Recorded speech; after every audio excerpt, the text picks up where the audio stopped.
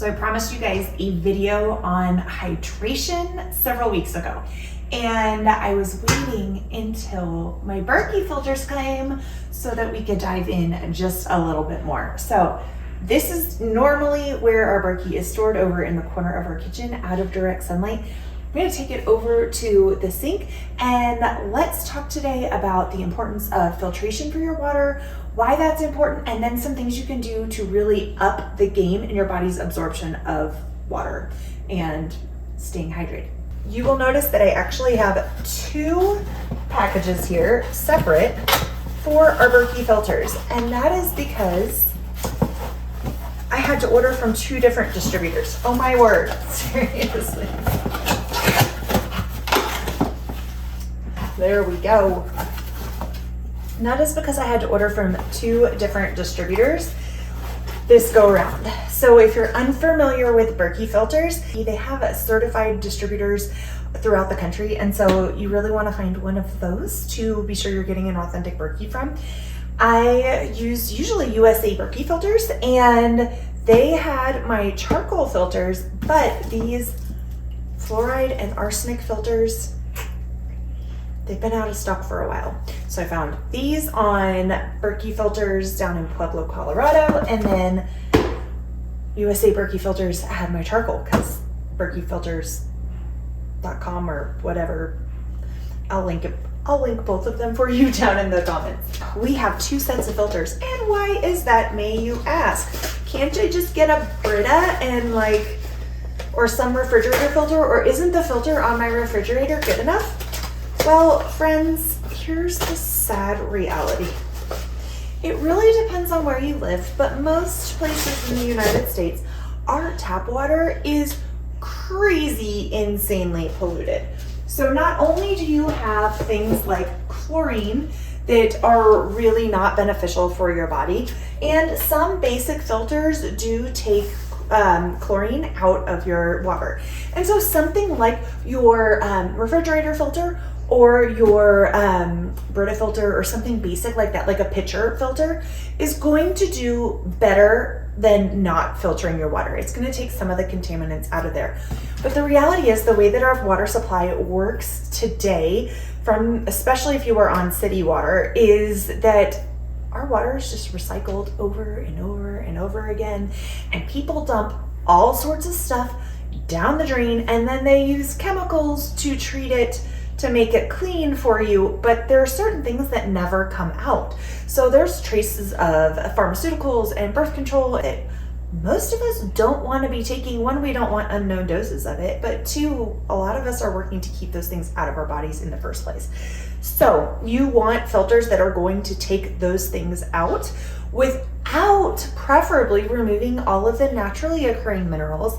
Now, ideally, the best water that you can get your hands on is going to be a spring water that has been untouched by pollution. So if you happen to have that kind of resource near you, amazing, that's phenomenal. But a lot of our groundwater today, even, and the springs, especially if you're downstream of the Ohio recently, but just about everywhere in the country near a large city or rural area, there's a lot of wastewater that gets a lot of underground waste and things, and all the pesticides and the runoff and all those kind of things from around the area end up within the water supply. And so what used to be really great clean water supplies aren't so clean anymore.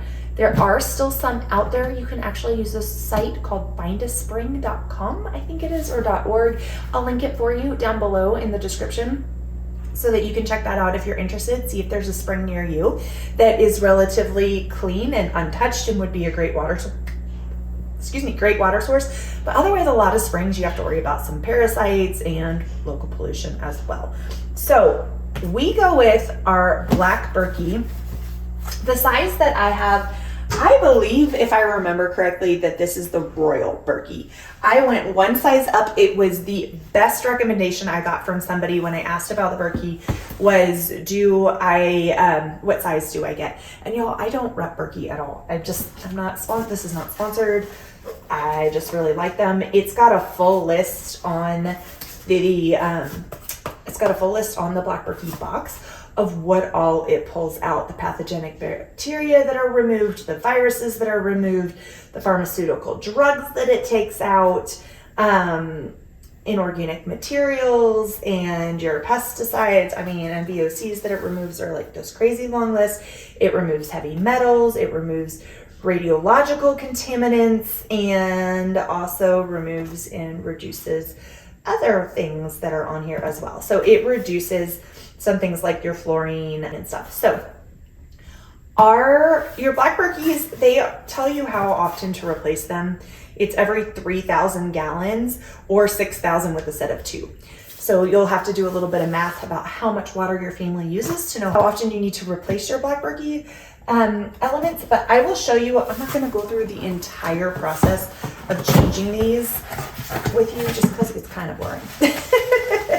And I'm not a Berkey expert. There are plenty of videos out there on how to do that, but these go in the top portion up here. So you pour your water in and then it filters through this charcoal elements into the main tank. However, if you also want to eliminate fluoride from your water, then you're going to want to use the, oops, this also removes other heavy metal ions. Oops. Maybe I should do the new. So this is to purge them. You pull out the blue sections on them, and then these attach, actually, these screw into here, but in between the metal. So this hangs down actually in your bottom section of your Berkey, and this is pulling out. So once it goes through the black Berkey filter, it then goes through your fluoride filter, and it pulls out the fluoride, which the only other way I know to eliminate fluoride from your water is to use reverse osmosis. But then reverse osmosis also pulls out all of your minerals and everything as well, and you end up with a lot of gray water that you have to do something with. So now, why do we want to eliminate all of those things, right? Well, one, we're not supposed to have those floating around our water. That was never occurring in our spring water that God gave us. And so those elements, we want to reduce them as much as we can. Now, you guys, we are not, in our home, we believe that you have to be realistic. So we do the best we can in our house. We don't use, though our refrigerator that this house came with, it does have a filter on it. We actually don't use that. And we don't really use the ice that comes from the ice maker either. We actually have your old school ice trays, except these are made of silicone. And so they're a lot easier to maneuver than your old school plastic ones. Plus, then you're not getting that direct contact with plastic all the time. And so these are made of silicone. We just fill this with Berkey water, put it in our freezer, and we have clean ice cubes. Now, there is a lot of argument out there, aren't we designed to, what about alkalinity? What about structured water? All of those things you can get on a chase for the most perfect water, or you can start making baby steps for better water and good water. Now when we go out, I don't worry about it if we're going to a restaurant or something like that, because most of the time we are consuming water from our house. Now, if we are traveling, then we do take into consideration where are we traveling to, what's the water like where we're going. And if it's possible to bring, if we're going somewhere for like a week, I may consider packing the Berkey along with me. Usually though, what we end up doing just for simplicity's sake is we end up buying some spring water and bringing it along. You can also can your own water. So that's an option as well, is that you can can water in your glass jars and then take that water along with you so that you have your own water that way. It just depends on how extra you want to be, or how smart and wise you want to be, I guess I should say. What's your capacity on the trip? What does that look like? Because you don't want to freak yourself out or be terrified or anything like that. So I do try to watch and make sure that I'm not putting our water filter right next to our smart meter, which I am still working on some things. There's some ways to mitigate the smart meter. I really wish there wasn't one on this house, but it was already here when we moved in. But there are things you can do to mitigate that radiation so that's not coming in and impacting your water, because there are a lot of studies out there that show how your water is impacted by electrical frequencies.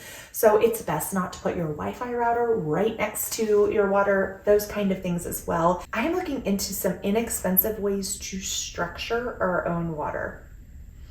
So stay tuned. If that's something that interests you, you may be like, what on earth are you talking about? When the time comes, I'll get there. But I don't really have mega capacity for that right now. Right now, we're just doing good, clean, fluoride-free Berkey water. And if you're like, why do I want fluoride-free water? I will link some things for you down below. Fluorine actually competes with iodine because they're part of the same chemical group for receptor sites on your cells in your body, and that can really negatively impact your thyroid. There's so much information available if you're interested in diving in. It's an entire rabbit hole that would take a really long video to go into. So we're not going to go into all of that today. This is your practical tip. So practical tip, get a really good water filter. I love the gravity systems like the Berkey. It's what we use in our home, clearly.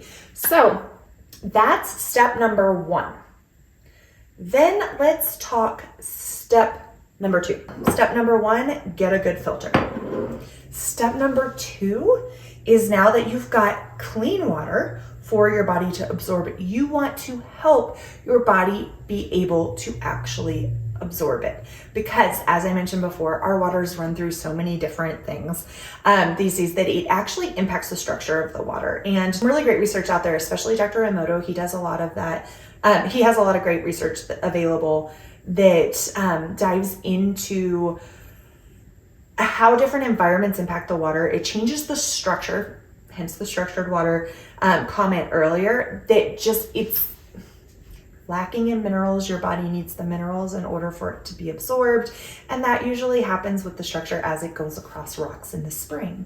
So because our waters deplete from those minerals, a lot of times we hear drink water, drink water, drink water, drink water, right? And for most of this country, that is hugely important. Most of this country is not drinking enough water. I shouldn't even just say this country. Most of the Western world is not drinking enough water. So you want to be sure that you're getting half your body weight in ounces of water a day, right? But it is possible to overhydrate.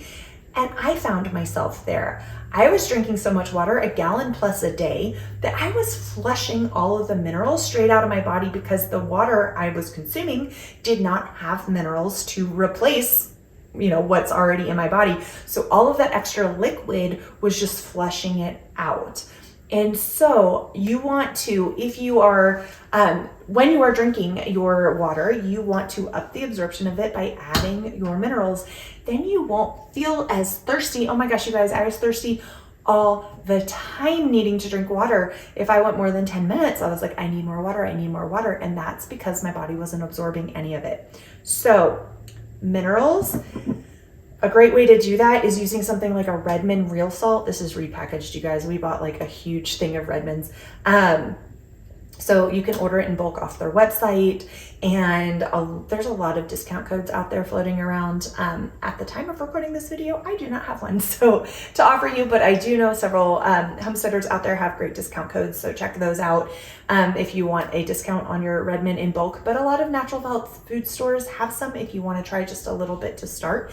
It's mined from the Great Salt Lake area in Salt Lake City. So it's coming from an ancient seabed. So it's a really nice clean source that doesn't have any of like the microplastics or anything in it from active seabeds today. So that's a really great way to up the minerals, is just add a pinch of the salt into your water. You might ask, isn't that going to up my sodium? No, because it's not just sodium. It's not sodium chloride. Please don't do this with plain table salt or even sea salt that's labeled from like Costco or something like that. Like they have their Kirkland signature sea salt. Y'all, that's still processed sodium. They've just labeled it sea salt because all salt comes from the sea. But you want to make sure you're using something like Redmond's, or even like Celtic sea salt is a great option. Or I go back and forth on pink Himalayan salt because I have learned that it is mined using dynamite, so it's not like the cleanest source available. But it would be better than your table salt. So as long as you're using a real salt, whether it's Redmond's or Celtic or something like that, then you are getting your mineral balance. And so you're getting magnesium in there as well. Two other things you could do is you can add liquid minerals. My favorite, of course, come from Young Living. These are liquid mineral supplement from Mineral Essence, called Mineral Essence, sorry. And it has your full spectrum ionic mineral complex. So if you're doing liquid minerals, you want to make sure they're ionic minerals so that those are absorbed easily. This is also enhanced, of course, with your essential oils. I will warn you, if you have never consumed liquid minerals before, they don't taste good. These taste the best out of any I've tried because they've got oils mixed in with them, and there's some honey and royal jelly and stuff in here as well. So you've got like a little cinnamon flavor and stuff, but a lot of people struggle when they first start taking liquid minerals. So just know that that's normal. You can do it a couple different ways. I've actually learned that the more that I take them, the more I like them. So I think my body is really adapting. It's kind of like when you start eating health food, your body wants the junk when you start eating the good stuff, but then you don't want the junk anymore. You just start craving the good stuff. I think minerals are similar. So that's the second way that you can increase the minerals in your water. The third way would be to use some quality electrolytes like Young Living Vitality Drops plus electrolytes. So this has 70 different minerals that are in here. It's a mineral complex of that, as well as some oils for flavor. So you've got like, this is grapefruit bergamot. So if you want minerals, but you really want something that tastes good, check out the Vitality Drops. You can get lavender lemonade. We have grapefruit bergamot, bergamot, potato, tomato. And the other option is there's some Vitality Drops with energy. Those are your base of your minerals and electrolytes, but then they also contain the guarana extract. I'm saying it funny probably, but it's that naturally occurring caffeine, so it doesn't spike your energy levels. You get the sustained energy. So those are available as well. 3 great ways to increase the absorption and be sure that you are getting that hydration. Remember to be sure that you are adding minerals and that you're not just flushing them all out of your body, because minerals are important for every single function of your body. So I hope that was helpful for you guys. Until next time, take care, friends. Cheers.